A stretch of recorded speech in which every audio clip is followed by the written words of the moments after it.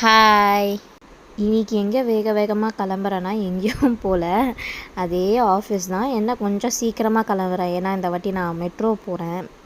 So புது ரூட்னால safer சைடுக்காக கொஞ்சம் சீக்கிரமாக கிளம்பிட்டேன். நான் மெட்ரோ போகிறனாலே கொஞ்சம் அழகாக டிப்டாப்பாக பர்ஃபெக்டாக போயிடுவேன். ஏன்னா அங்கே இருக்க கேர்ள்ஸ் எல்லாருமே செம்ம மாடர்னாக இருப்பாங்க. மாடர்ன் மீன்ஸ் கொஞ்சம் அந்த ட்ரெண்டுக்கு ஏற்ற மாதிரி இருப்பாங்களா, கொஞ்சம் பார்க்கவே அழகாக இருப்பாங்க. நாங்கள் மெட்ரோவில் போனால் கூட நான் ஃபோனில் யூஸ் பண்ண மாட்டாங்க. இருக்க கேர்ள்ஸ் எல்லாருமே அட்மையர் பண்ணுவேன். கொஞ்சம் க்ரீப்பாக நினைக்காதீங்க, இது கேர்ள்ஸ்க்கு தான் புரியும் இது.